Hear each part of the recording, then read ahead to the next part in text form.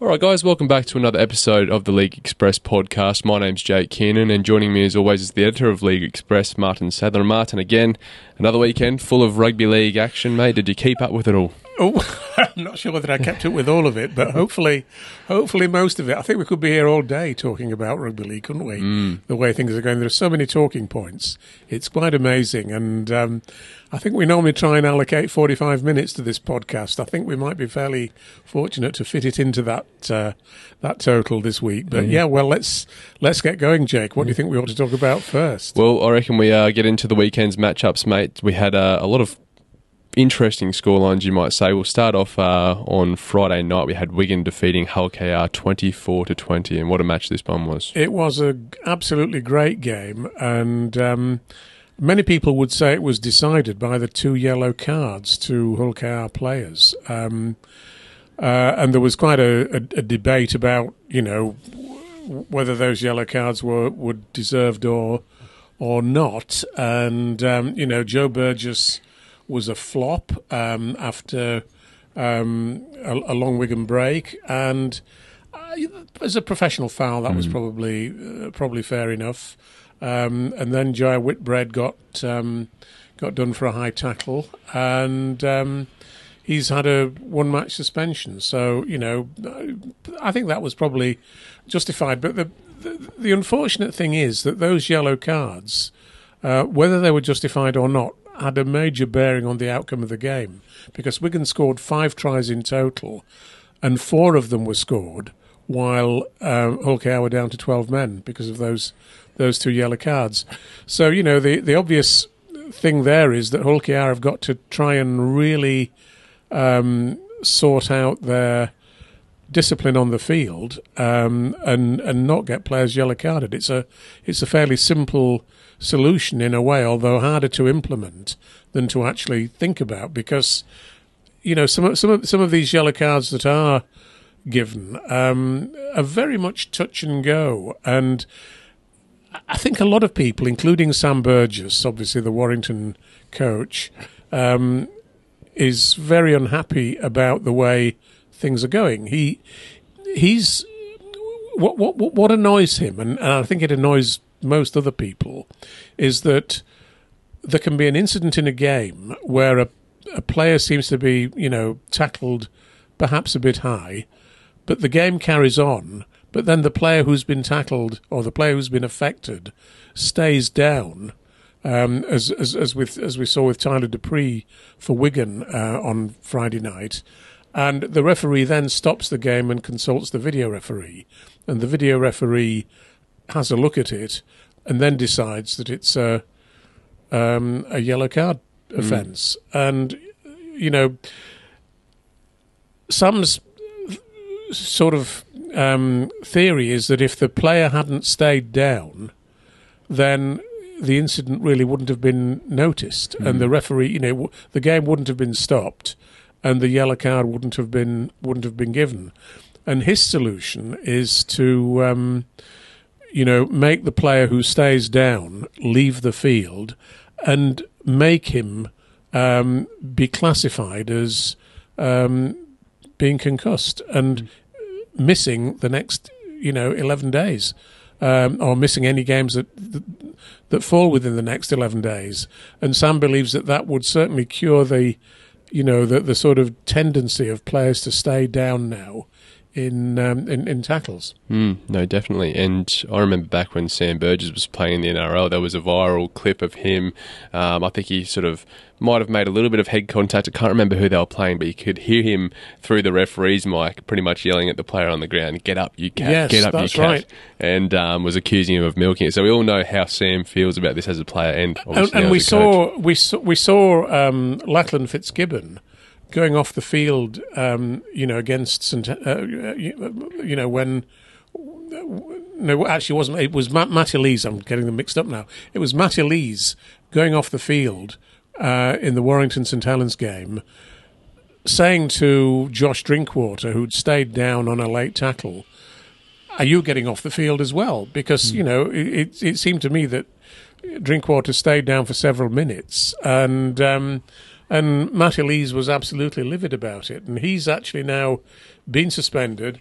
But funnily enough, Matty Lees has received a one-match penalty notice for a Grade B contact with a match official, not for that incident itself. Right. And I've only just seen that, so I've not yet had a chance to look back and see what that's all about, Jake. But that's an interesting one, isn't it? Oh, I missed that. Yeah. Now, just in terms of the video referee sort of deciding, or I guess recommending to the on-field referee what the punishment should be, my issue with that is a lot of the times the replays are in slow motion. It doesn't really show, how quickly the tackle. It makes it look worse than it is, really. Because sometimes some of those ones you watch in full speed and you go, oh, that's not too bad. But then when they go frame by frame, it's like, oh, that does look a bit bad. But, that's right. Yeah. I don't know.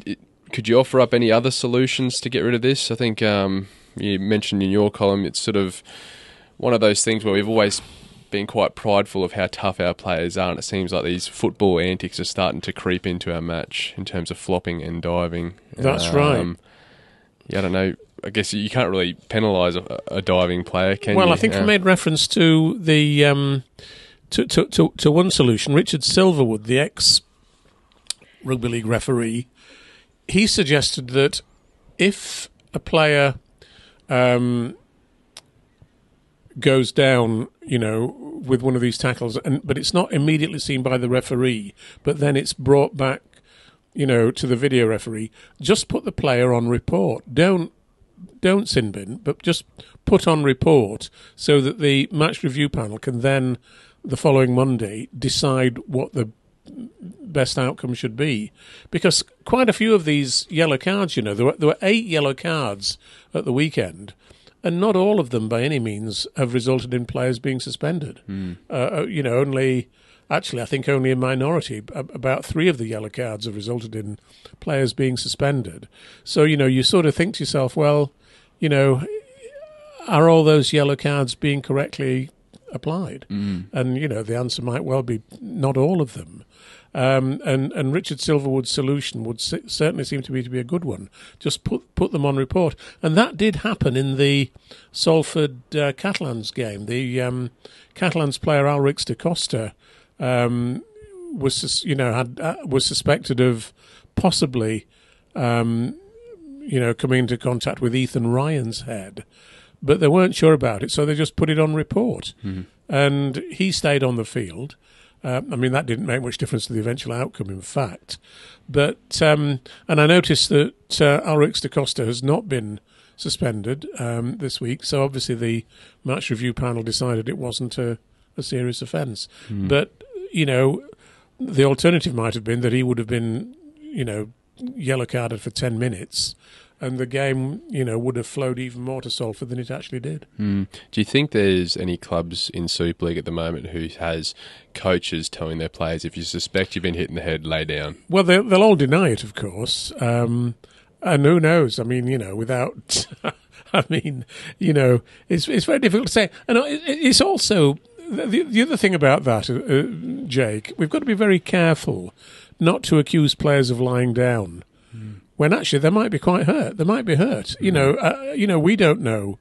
I don't know how badly hurt Tyler Dupree was, for example, for Wigan the other night. I don't know how badly Josh Drinkwater was hurt. He may have been genuinely, in pain, and there might have been something that he urgently needed attention for. But in that case, I do think they ought to leave the field. If they're going to be down for perhaps more than a minute, players should be taken from the field by the medical staff of the team they play for. Unless some of these medical professionals are on the field performing miracles to help people heal. You never know, but we don't want to allow this tendency to be widespread in the game. I also made the point in my column this week as well, Jake, that it doesn't seem to be a problem in the Championship. No, because of course they don't have video referees in the Championship, so this business doesn't occur. And I think I said they don't know how lucky they are. Yeah, no, exactly right. It's probably one of the very few positives that's come out of not having their games televised, you might say. But just Absolutely. on Wigan Hull KR, do you think Willie Peters comes out of that matchup quite confident that they nearly won with only playing with 12 players for 60 I thought minutes. for the 60 minutes that they were playing 13 against 13, I thought that Hull were the better side. And I mean, obviously, if you only took the scores from those 60 minutes, Hull would have won 20 points to 6. So, that really gives them a lot of hope, doesn't it, I think? And, it makes the next meeting, if they meet again in the grand final, for example, which, many people would say would be a great grand final, I think that would add to the intrigue of that game. Can Hull keep all the players on the field? And if so, can they actually finally win the major title? Yeah, no, I can't wait for their next matchup, mate. Yeah. But we'll get into the other matchups. We also had Leeds defeating Hull FC 68 points to 6, a mammoth scoreline in this one. Yeah, Derek Beaumont, the Lee owner, tweeted, how disgraceful this was. I mean, I know Derek is losing quite a few players to Hull FC this year, so he's probably not a totally disinterested observer. But nonetheless, I think he's right. I mean, Hull are an absolute shambles. The thing that worries me about Hull is that they're actually doing some things really well, actually, off the field. They're bringing some young players into their squad. They've got loads of potential young players who could be stars of the game in the future. But my fear is that by exposing them to this sort of result, this sort of game, some of those young players are going to be damaged, and maybe some of them damaged beyond repair. Their confidence might be shot, and that's just going to be so unfortunate, because Hull have potentially got a great future with some of the young players who are coming through. But obviously, you're exposing them to really some really difficult matches, and I don't think that's wise at all. No, I agree. And I guess Leeds, they sort of stay in the hunt there for a playoff position. I think they're sort of tied for 6th at the moment with St Helens. Yes, they are. They're on 28 points, and they're on the verge of the top 6. And, the battle for the top 6 grows more intriguing by the week, doesn't it? Yeah, and Lee are now up in 5th, so I expect there'll be a bit more movement. But with 2 very tough games to come. Yeah. In the next matchup, speaking of Lee, they defeated Castleford 34 points to 12. A good showing for Lee. Yeah, and that was as expected. Lee are at pretty full strength, aren't they? And, they were expected to go to Castleford and win, and they did do. And it was Lee have done a remarkable job. I think Adrian Lamb, to get them from where they were after 9 games with only 2 wins into the top 6 with only 2 games to go, is an incredible achievement. And but they can't afford to take their foot off the pedal, can they now? No.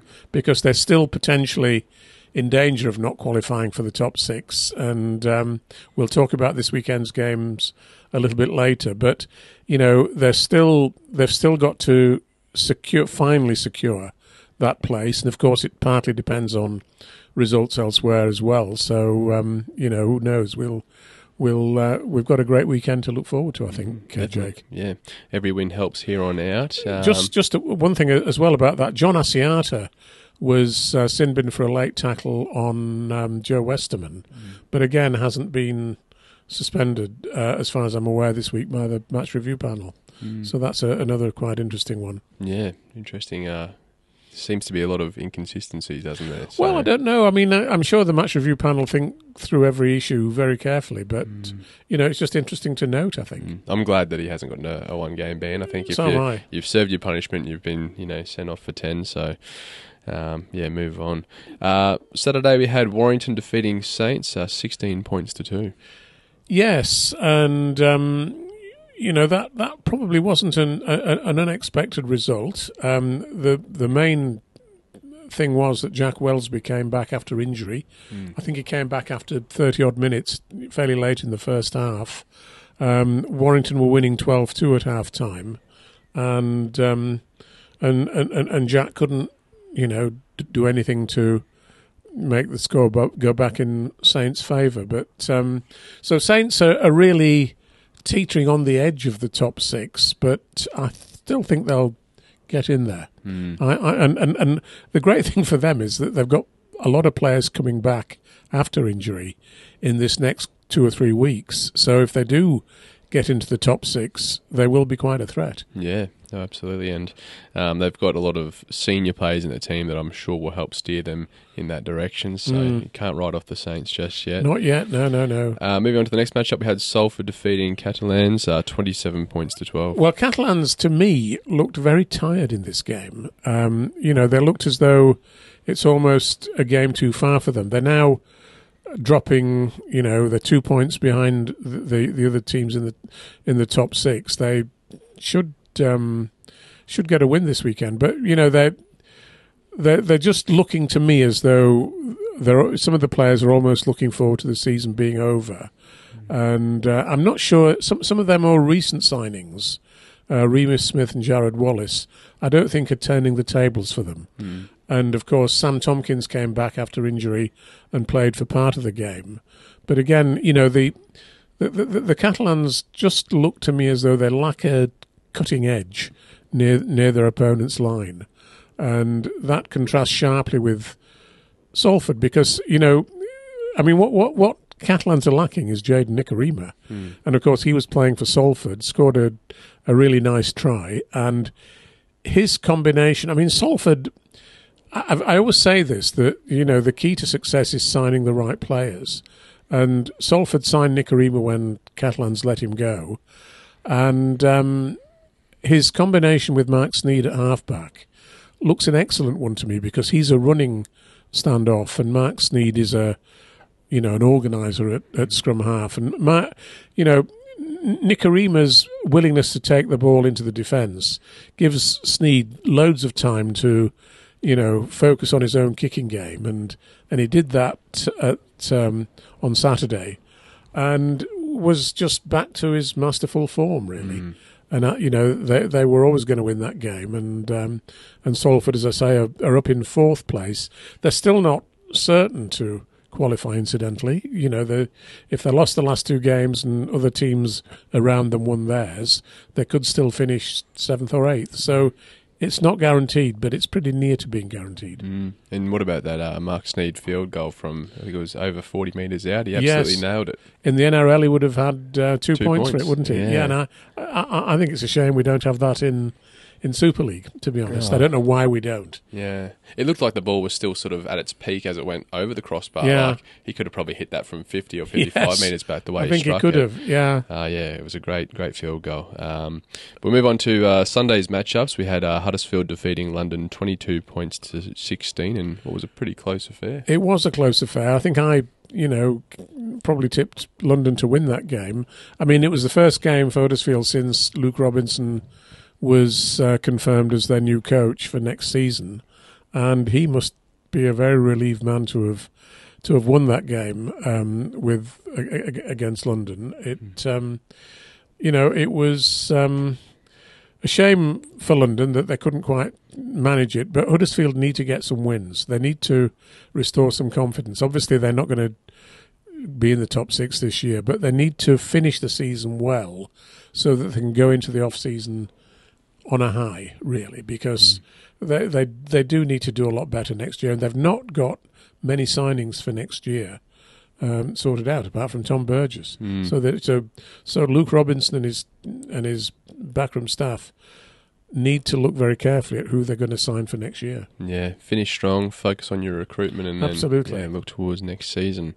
All right, mate. Well, we've wrapped up the games for the weekend. We'll take a quick look at the Albert Goldthorpe medal tally.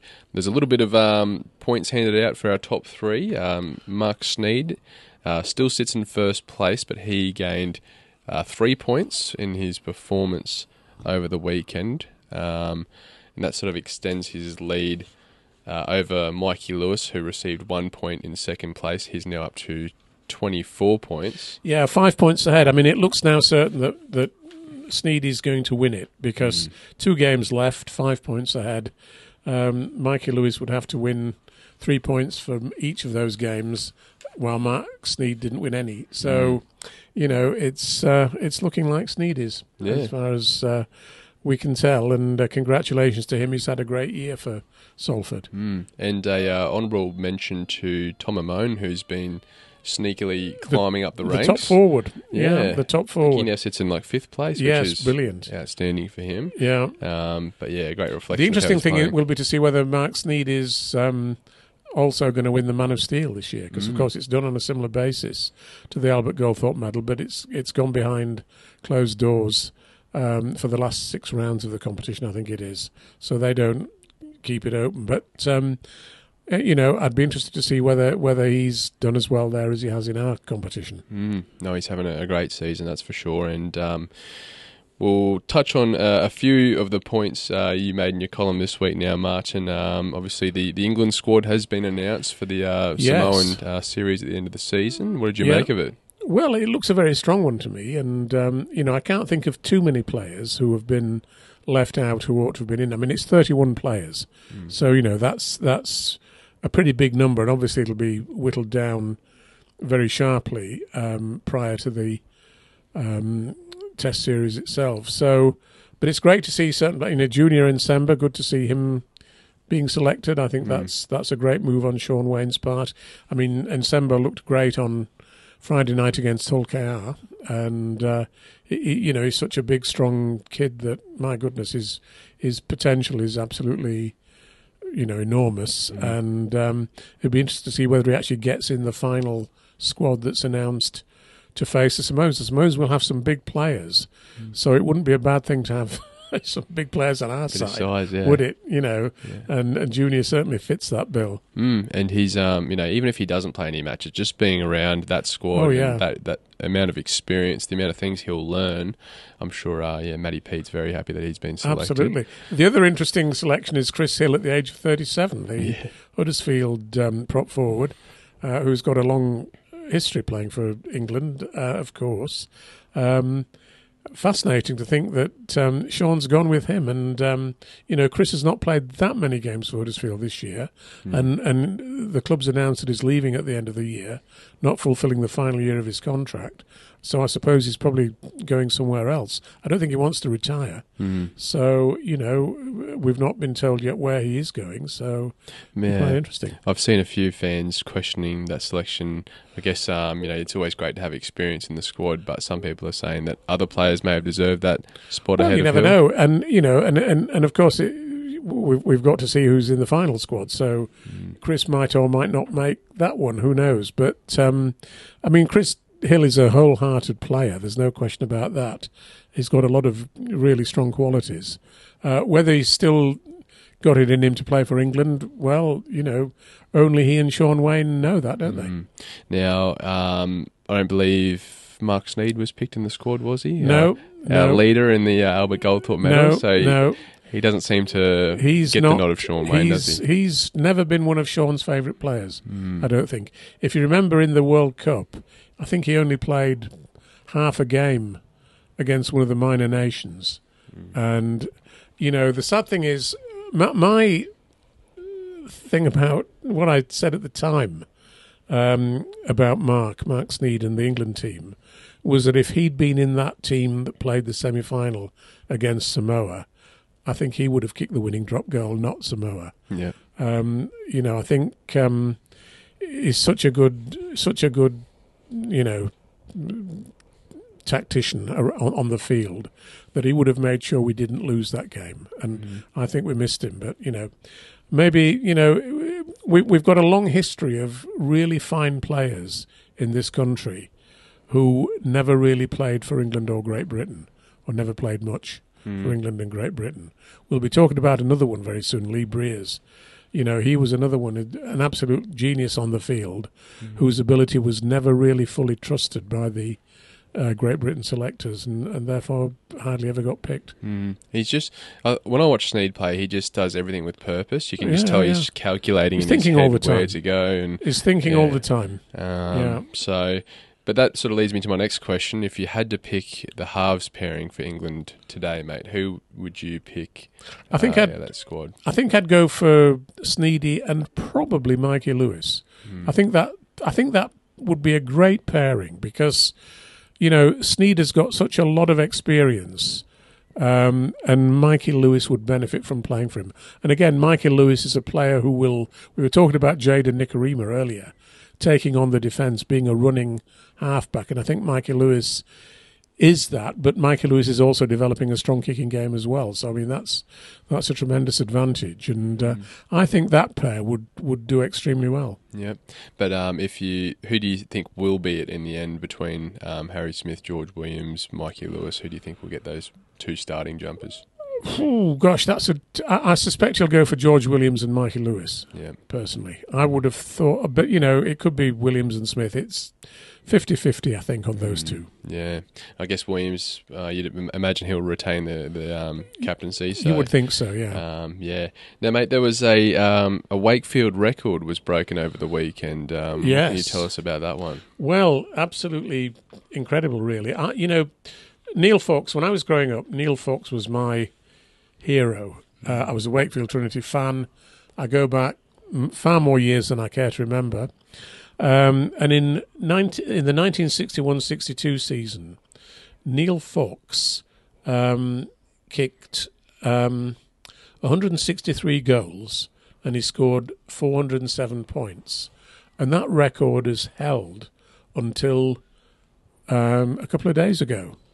And it was Max Jowitt, the Wakefield fullback or standoff, who's now he actually kicked 10 goals against Whitehaven and scored 2 tries, and his totals now are 173 goals and 418 points, with 3 regular season games plus the playoffs still to go. So he could extend that very considerably, beyond what he's achieved so far.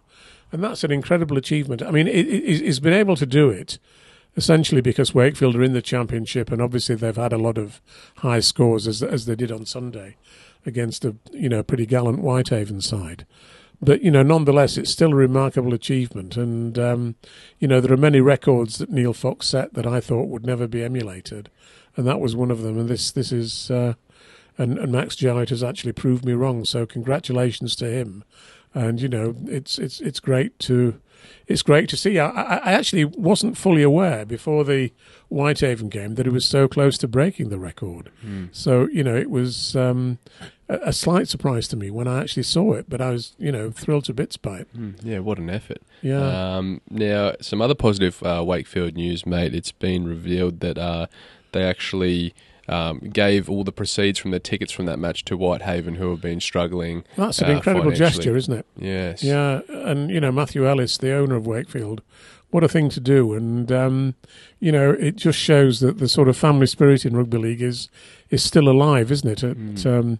At clubs like Wakefield, and I think the Wakefield fans ought to be very proud of what the owner has done. Oh, absolutely. Yeah. It's a tremendous thing to do, and it's almost like not disappointing, but it's interesting that another club has gone to the effort to do this before the governing body or any sort of help from elsewhere. Yes, so, yes. Well, I hope that the people of Whitehaven really rally round the club, because it's such an important club and such an iconic club in that part of the country, and it deserves support. And I hope that the people up there will get round it and will back it. Now, in some other news, St Helens, they've officially announced Lee Briers will join their coaching staff from next season. It's interesting, isn't it? It's interesting, isn't it, that Lee is coming back after 2 years at Brisbane, and last year he had such a successful year with Brisbane. This year, not quite so successful. Brisbane have finished in 12th place in the NRL, and that isn't what the doctor ordered there, is it really, as far as Brisbane are concerned? So, but he will have learned an awful lot from being involved in the NRL. And, many people thought that he could come back over here and take a head coaching role, and I'm sure he could do, and I'm sure he will do eventually. But he's coming back to work as Paul Welland's assistant. And I think that's really interesting, because at one time, St Helens were known as the entertainers, and they probably threw the ball around more than anyone. But for the last few years, and particularly since Christian Wolff became the coach, Christian Wolff brought enormous success to St Helens. They were, the Super League champions for 4 seasons in a row, and for 3 of those seasons, Christian Wolff was the coach. But they played a much more. He instilled a much more defensive, steely sort of a game into St Helens, and they did lose a bit of that, starry approach, throwing the ball around, scoring tries from deep inside their own half and so on, which in a way Salford have become that team now, much more than St Helens probably. But I think Lee Briers will be an enormous help to the St Helens team in terms of their attack, and I think we might see a lot more adventurous play from St Helens next year. It's a shame that Lewis Dodd is leaving, because I'm not sure that Lewis Dodd, who came on the scene in 2022 really, and really started having some great games, but he seems to have gone a bit backwards recently, to me at least. Not quite developed as the attacking player we probably thought he would, and I think that's because he's not had somebody like Lee Briers, giving him one-on-one training on how to develop his game as a halfback. And of course he'll be going to South Sydney next year, so I think that's a shame. But whoever, I think Saints have got 1 or 2 younger guys on the verge of coming into the first team. We've seen young players coming through more recently, and I think Lee will be a massive boon for those young guys. And it's also, I guess, kind of like a safety measure, I guess, if things don't work out with Wellens and they decide to part ways. That's the Machiavellian view, isn't it? Yeah, bring somebody in who you can easily take over if the worst comes to the worst. I'm sure that's probably not how they're thinking, but you never. But who knows? Yeah, who knows? So maybe it puts a bit of pressure on Paul Wellens as well. But I think if he comes in and does wonders with their attack, it's only going to make Wellens look, of course, it is, great as well. So, the key thing for Paul Wellens, the key thing for Paul Wellens is to surround himself with people who can add value to the team, and I think Lee Briers will definitely do that. Yep. And in other coaching news, Huddersfield, we sort of touched on it earlier, but they've appointed Luke Robinson as the coach for the next 3 years. There's a lot of work that Luke needs to do. He's got, I don't envy Luke in terms of what the job requires of him. And as I say, the first thing is to sort out his squad for next year. I mean, again, they've got some quite good young players in their squad at Huddersfield, and I think if they can put it together with 1 or 2 more experienced players. They've lost a few players this year.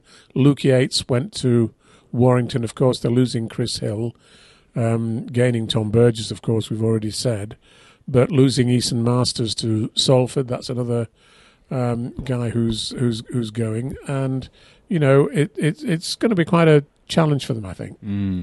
Now, back to the championship. Halifax revealed this week that they are in £80,000 in debt, I believe. Yeah. Now they're sort of sent out for urgent help because the future, they're saying, looks quite grim if they can't get themselves out of this. Well, I hope they can get some help, and I'd urge anybody who's got any feelings for Halifax or the town of Halifax to come forward and invest in the club. Obviously, you're not going to get your money back in the short term, but I mean, Halifax have got potentially a Super League club. They're a long-established rugby league town. They've won many trophies in the past. They've had some great times, but they're going through a bad time at the moment. And of course, they've been a Super League club in the past, but they're now a championship team, struggling towards the bottom end of the championship. But there's the potential for revival there, and it would be a tragedy for them to fall into liquidation, for example, because of a short-term debt. £80,000 by many modern standards is not an enormous amount of money, but it is if you've not got it. It's like anything, isn't it? If you've not got the dosh, then I'm afraid any amount of debt is a problem. Yeah, no, absolutely, and hopefully they can get a few more sponsors on board or people that can help alleviate that pressure. But in the women's game, St Helens, they secured the league leaders' shield with a mammoth victory over Warrington over the weekend. Yes, congratulations to St Helens. Their women's team has always been fantastic, and it is again. They're the champions once again, and they've seen off every challenge from York and Leeds and Wigan and so on. But one of the problems for the women's game is the Women's Super League. That there are too many one-sided games, and we saw this, didn't we, at the weekend with their win over Warrington? Warrington have just not been able to put together a women's side that can compete at the top level, and that's a great shame. But we need 8 teams in the Super League, the Women's Super League, who are all competitive and can give each other a game, and we've just not quite got that yet. So the sooner we can get to that situation, the better. Yeah, and each year, like we're seeing, the teams become more talented and attract more women to the game, and becoming more professional, becoming professionalised. And several clubs have become professional, but some clubs haven't, and that always is a problem, isn't it? Yeah, it creates a bit of a divide. It does. So we'll see. Hopefully, in the next few years, we can all get on that professional level and we'll have a good competition. Let's hope. Now we'll look at this weekend's matchups, but we'll first start with the NRL finals getting underway, Martyn. Yes. After a interesting. What an exciting round. year it's been in the NRL. Massive crowds, a massive rise in crowd numbers, in TV numbers as well. Everything's been going so well in the NRL, and we saw at the weekend that the so-called Spoon Bowl game between West and Parramatta attracted a full house in Campbelltown. When a game between the bottom 2 clubs in your competition attracts a full house, things are going reasonably well, don't you? Yeah, and they did a good job of marketing that game as well, and sort of embracing the Spoon Bowl. Just a shame that West Tigers didn't win it, because I've got a soft spot for West Tigers, but you can't have everything, can you? No, they played played to their potential, you might say, Parramatta over the weekend. Oh yes, yeah. If they played like that for the rest of the season, they wouldn't be contesting the Spoon Bowl, would they? No, absolutely right, mate. But yeah, this weekend, so the final 8 have been decided. We have Penrith taking on the Roosters in the first qualifying final. Who do you think will win that one, mate? Well, that's the game between second and third. The good thing from both teams' point of view is that they can lose this game, but they won't be out of the playoffs. So you would imagine that Penrith would win it, and I think.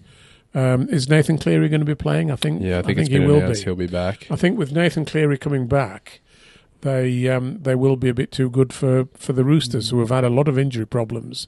Sam Walker, obviously, his season is over for the Roosters, and that takes away an incredible cutting edge from their attack. Brandon Smith as well. Yes, yeah. Brandon Smith indeed. Yeah, Dom Young will be back, won't he? For this game. Yep.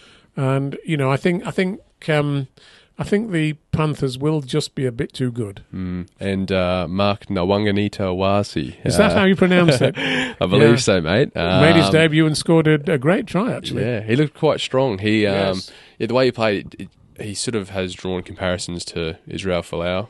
I'm not too surprised. Yeah, not too surprised. Right under the high ball. Yeah. And it was interesting, wasn't it, that the Australian rugby union team that he turned his back on had 67 points put on them by Argentina at the weekend. Yeah, very disappointing for the Wallabies. But it's so surprising too, because I think the week before they played them and beat Wallabies been by 1 point. They did, yeah. I don't know what went wrong. But rugby union in Australia is struggling a bit, isn't it, really? Yeah, it's dire times for rugby in Australia, unfortunately, at the moment, but better for rugby league. Well, yes, we're not shedding too many tears, are we? That's right. No.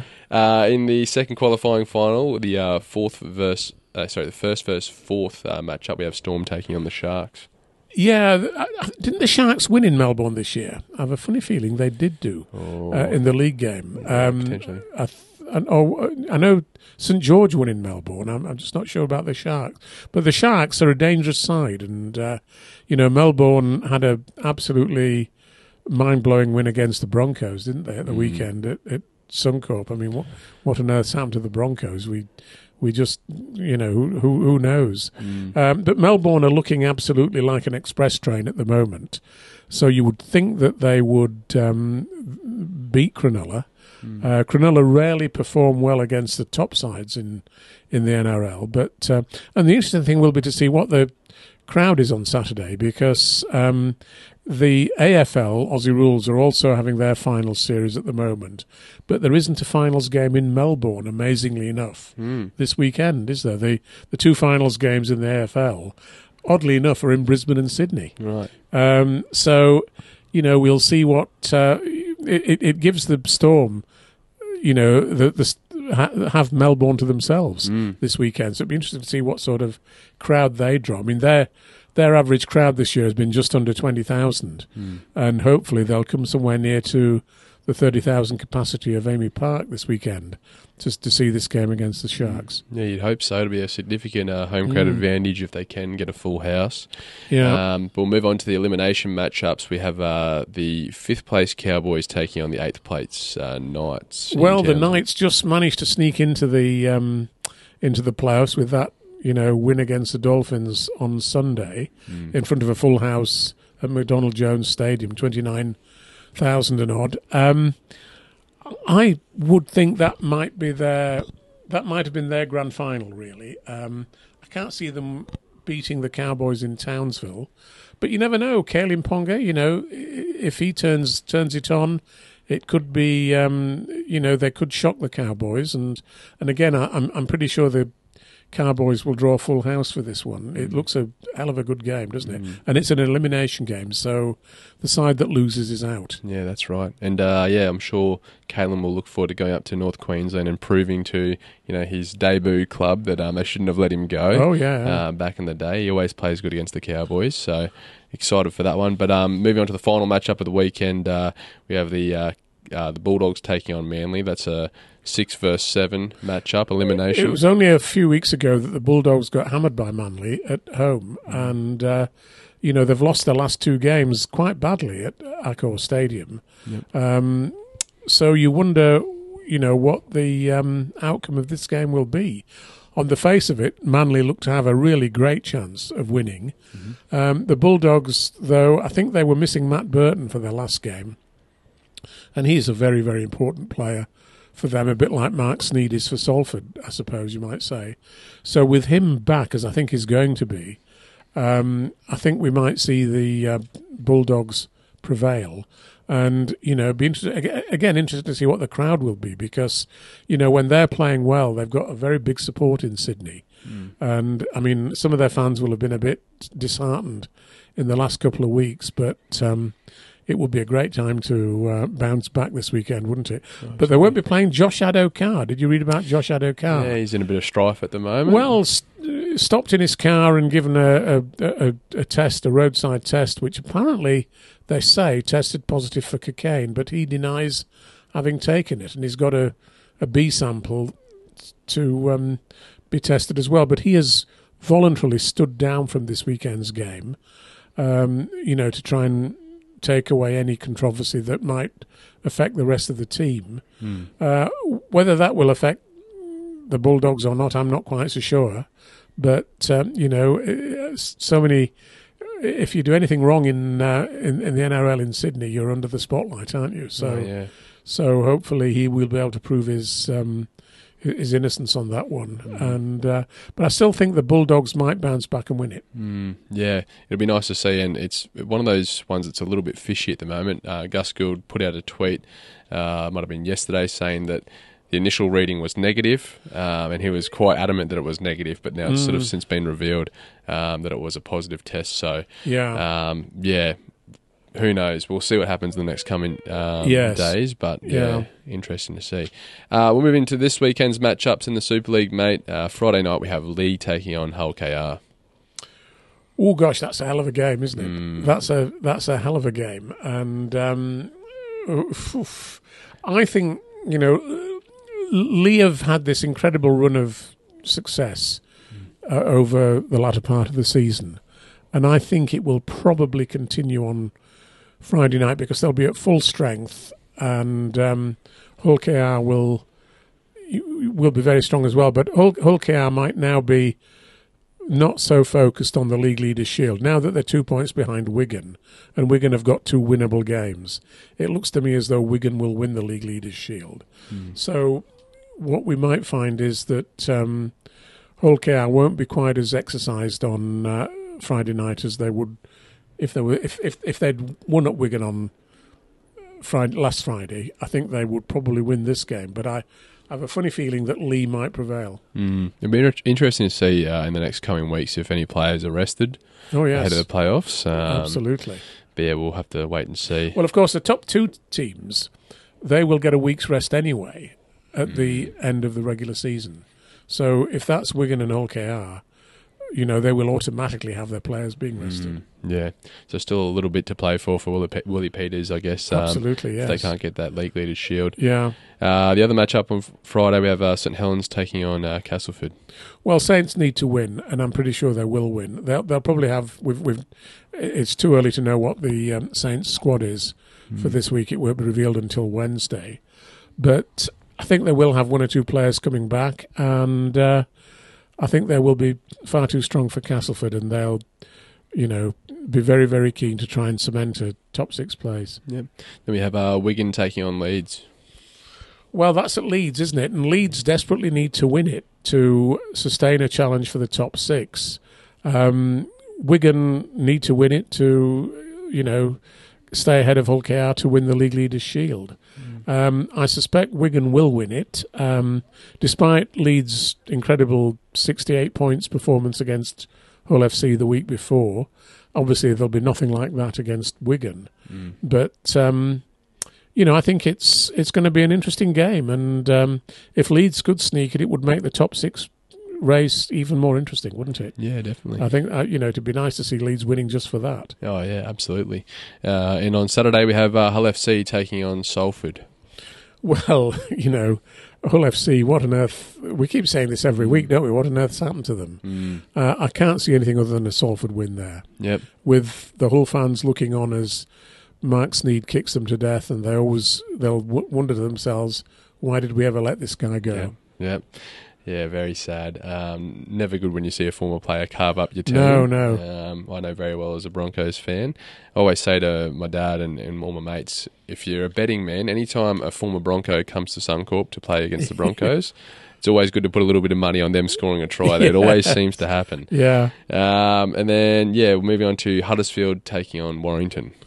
Well, again, I can't see anything other than a Warrington win here, but, Huddersfield, hopefully now now that their future looks a bit more certain under Luke Robinson, maybe they'll end the season with a flourish, and let's hope they do. But I can only see Warrington winning this one. Yeah, and Warrington still want to get into the top 2. So if Warrington win and Hull KR don't win at Lee, it's an interesting battle for the top 2, isn't it? And final matchup of the round, we have Catalans taking on London. Well, again, Catalans urgently need to win if they're to have any chance of getting into the top 6. And it's impossible to see any result other than a Catalans win in this case. But gee, wouldn't a London upset excite that sort of bottom of the ladder matchup between them and Hull FC? It would, yes. And, gosh, if London win, but I think that's pretty unlikely. Yeah, there'd be protests in the streets if they win and finish. They 11th. would. All right, mate. Anything else you'd like to touch on before we wrap up today? Well, just one final thing that I didn't mention. When we talked about the Leeds win against Hull, I didn't mention that Alfie Edgell, the Leeds player, scored 4 tries in that game. And we made him our player of the week, actually. So, just congratulations to him. And again, it's good to see a young player coming through and taking his chance and scoring a lot of tries, admittedly against limited opposition, unfortunately. But, the other thing we ought to talk about, Jake, is the League One playoffs start this weekend. Yeah. And they will be... Let's just have a look at what they are. It's on... Both games being played on Sunday. And it's the teams finishing 3rd to 6th who are playing this weekend. It's the old... They actually adopt the old 5-team Winfield Cup type playoff format. I don't think you probably don't remember that. But the Oldham have already been promoted. Keighley finished second, so they don't play in the playoffs this weekend. They have a week off. And third place fourth and fifth place sixth. So it's Rochdale versus Hunslet and Midlands Hurricanes versus Workington Town. And the latter game is the elimination game this weekend. Right. And it's the first time that Midlands Hurricanes, who are based in Birmingham, have qualified for the League One playoffs. Yeah. So that's a notable game, I think. And, I hope, it'd be nice to see them doing well. And Rochdale, again, an old established club, if they win that game against Hunslet, they'll then travel to Keighley the following week for that game. So it's a really interesting situation, and I think we're going to be in for a couple of really interesting games this weekend. We encourage all of our listeners to try and get ahead to get along to one of those matches if you can, if it's nearby. Absolutely, and there's good rugby. And there's a pretty interesting battle to get into the championship playoff places as well, with 7 teams still, in with a great chance of getting there, with Wakefield well on top, of course, but then a chasing pack with Toulouse, Bradford, Widnes, York and Featherstone and Sheffield just outside the top 6 on points difference. So there's still loads of stuff to play for, and let's hope that we have some great rugby this weekend. Yeah, always an exciting end to the season, isn't it? Oh, marvellous, yeah. All right, mate. Well, we'll remind our viewers and listeners, if you do want to grab your subscription to League Express, head along to totalrl.com/shop. We have the QR code on the screen there. Make sure you scan that on your phone if you want to get your online copy of it. And yeah, mate, we might wrap it up and do it again next week, eh? I think we've just about finished there, haven't we? And did we manage to fit it into 45 minutes, Jake? What do you think? 51. 51. A little bit over. Almost. Not a bad over. Effort. But it was a big weekend. Great stuff. Bloody oath. All right. Thanks, Martyn. We'll Thanks, do it next Jake. week. Cheers, mate.